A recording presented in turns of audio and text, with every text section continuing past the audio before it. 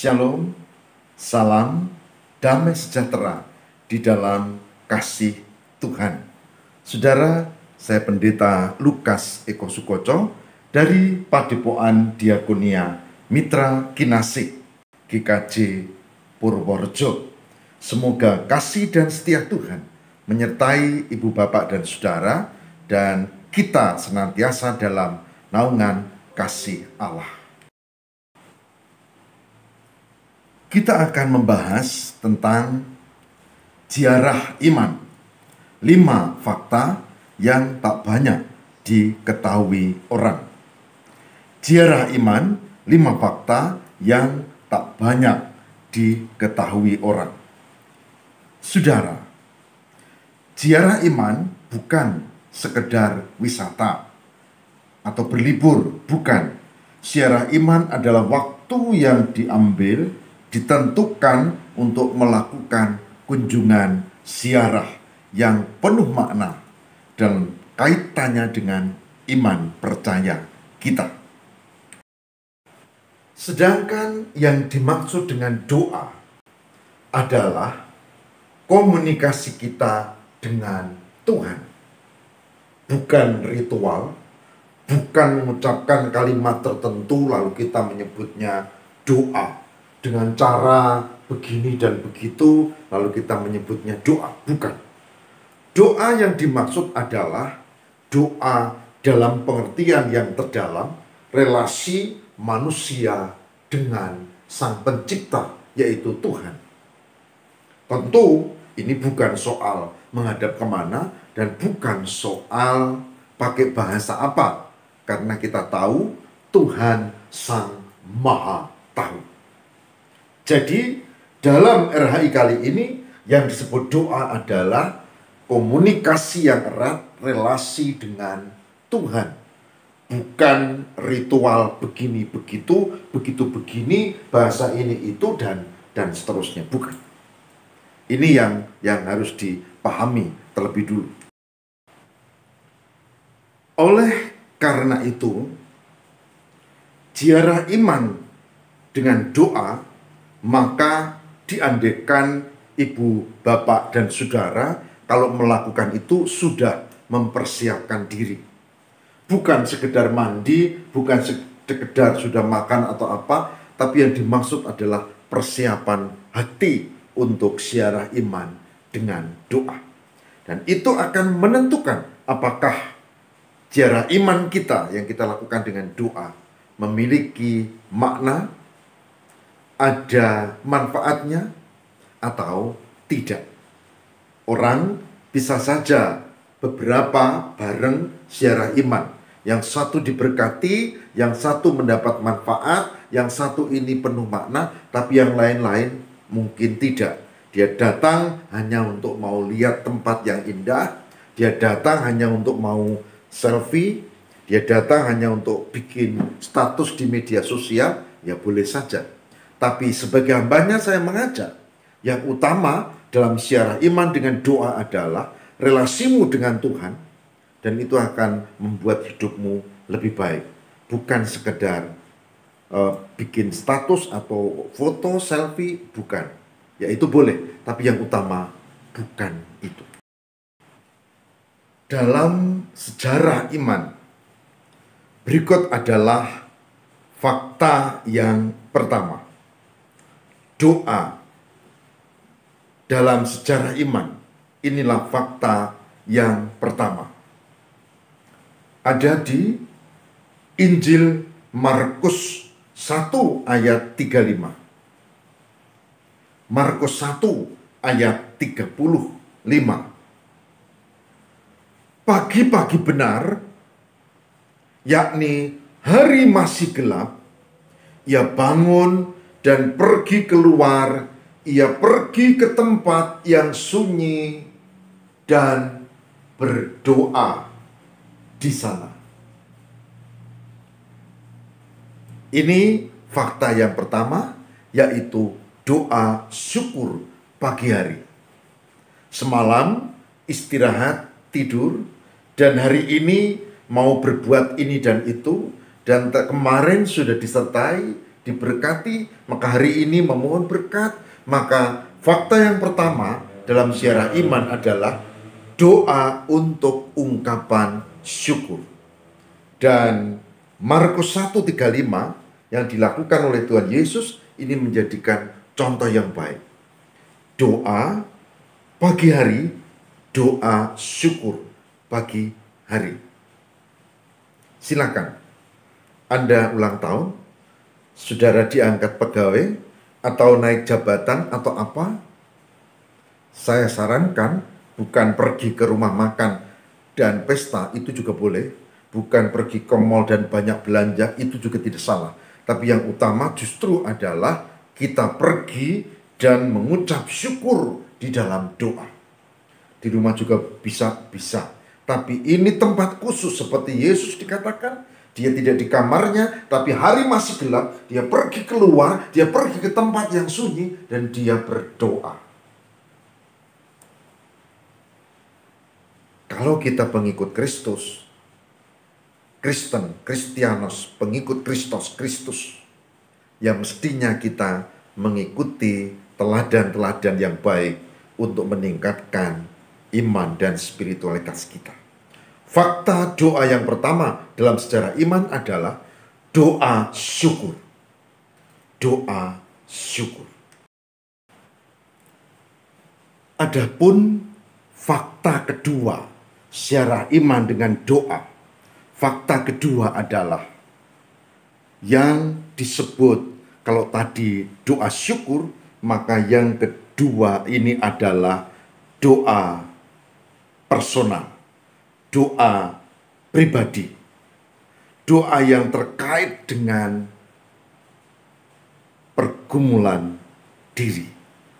Mari kita lihat di dalam kitab Injil Matius pasal 14. Matius 14 ayat 22 dan 23. Yang demikian sabdanya. Sesudah itu Yesus segera memerintahkan murid-muridnya naik ke perahu dan mendahuluinya ke seberang, sementara ia menyuruh orang banyak pulang. Perhatikan ayat 23. Dan setelah orang banyak itu disuruhnya pulang, Yesus naik ke atas bukit untuk berdoa seorang diri. Ketika hari sudah malam, ia sendirian di situ. Matius 14, 22, 23. Doa personal, sendiri. Saudara, kita biasa doa rame-rame ya. Kalau di gereja ada doa dan dipimpin dan kita diam dan kita menunggu, lalu amin, lalu kita buka mata, lalu kasih tanda kalau yang Katolik misalnya. Atau kalau tidak, kemudian kita doa, dan ketika doanya itu syafaat lama gitu, kita diem dan dalam hati, lama banget nih orang doa. Tapi yang kedua ini, fakta yang kedua bukan itu. Fakta yang kedua adalah doa pribadi, personal. Kalau yang pertama doa syukur, yang kedua doa pribadi, personal. Itulah sebabnya saya pernah menemukan buku, judulnya Makin Sibuk, Anda Perlu Makin Punya Banyak Waktu untuk Berdoa. Makin sibuk, harus makin banyak waktu untuk berdoa. Ini fakta kedua. Fakta yang ketiga. Fakta yang ketiga.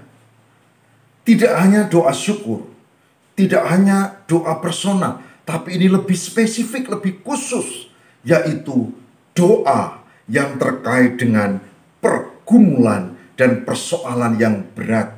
Hidup dijalani seperti jenuh, beban hidupnya sangat berat. Dan itu saat yang tepat untuk melakukan ziarah iman Dan fakta ketiga adalah doa di tengah pergumulan berat. Saudara, pemazmur melakukan itu dan dia memberikan kesaksian dalam Mazmur 16 ayat yang ke-11. Mazmur 16 ayat 11. Dikatakan begini, Engkau memberitahukan kepadaku jalan kehidupan. Di hadapanmu ada sukacita berlimpah-limpah. Dengan tangan kananmu ada nikmat senantiasa. Saya ulang baca. Engkau memberitahukan kepadaku jalan kehidupan. Di hadapanmu ada sukacita berlimpah-limpah. Di tangan kananmu ada nikmat senantiasa. Mazmur 16 ayat 11. Bukankah hidup ini banyak masalah? Bukankah kita punya banyak pergumulan? Bukankah setiap orang berbeda tapi pasti punya? Bukankah kita kadang jenuh luar biasa? Saudara-saudara, itu saat yang tepat kita untuk ziarah iman dengan doa. Dan fakta ketiga ini penting, yaitu doa di tengah pergumulan berat. Ketika 25 tahun melayani, 25 tahun pernikahan kami membuat keputusan untuk pergi dan berdoa di satu tempat berdua. Dan doa itu membuat kami dikuatkan. Dan doa itu membuat kami berani menghadapi perjalanan yang terjal, liku-liku, bahkan dengan kerikil tajam. Doa itu yang oleh Tuhan memberikan jawaban seperti tadi dibaca. Memberikan kekuatan, memberikan sukacita. Oleh sebab itu, mari fakta yang ketiga ini harus diambil menjadi bukti fakta kita. Saudaraku yang terkasih di dalam Tuhan, fakta yang keempat dalam ziarah iman dan kita berdoa, fakta doa yang keempat, saya menyebutnya sebagai doa komunal. Itu kebalikan dari doa personal pribadi. Kalau komunal itu bersama-sama, doa bersama-sama. Itu dilakukan menurut catatan di Kisah Para Rasul 1 ayat 14.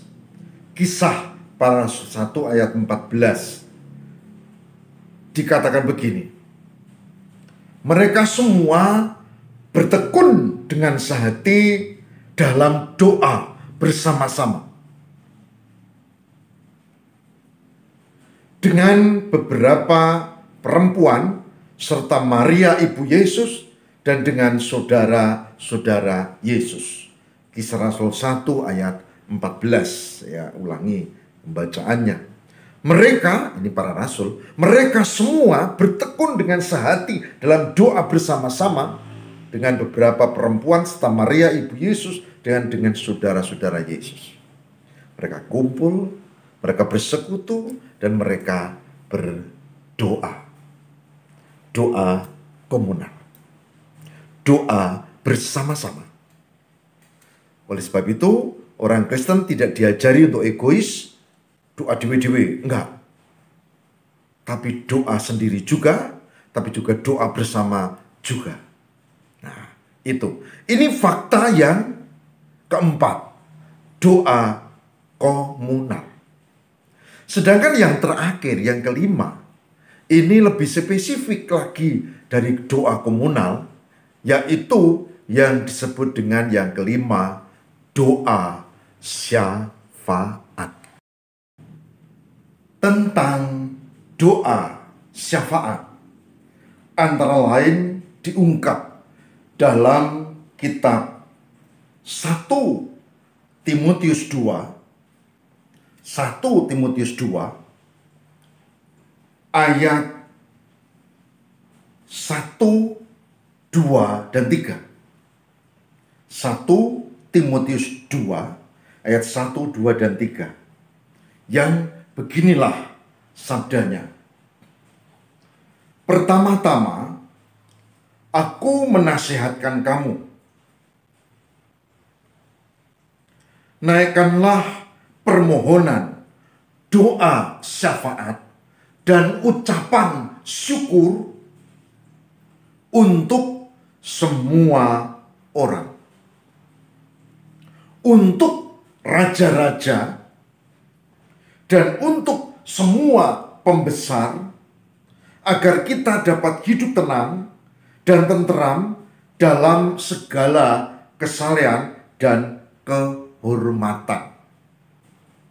Itulah yang baik dan yang berkenan kepada Allah, Juru Selamat kita. 1 Timotius 2 ayat 1, 2, dan 3. Doa syafaat adalah doa bukan untuk kepentingan diri sendiri saja, tapi utamanya justru doa untuk orang-orang lain yang kita topang, yang kita doakan. Di sini dikatakan pemerintah, pembesar, raja. Karena mereka dipakai Tuhan untuk memimpin komunitas yang lebih besar, sebuah bangsa atau negara. Jadi, orang Kristen tidak sekedar doa untuk diri, personal, pergumulan berat. Orang Kristen sebagai orang yang beriman tidak hanya berdoa untuk komunal bersama, kebutuhan bersama, tapi di sini fakta yang kelima, kita juga diminta untuk lakukan doa syafaat. Kalau sekarang lagi pandemi, ada yang disebut dengan corona, dengan virus COVID-19, dan banyak korban di dunia, jutaan orang yang meninggal.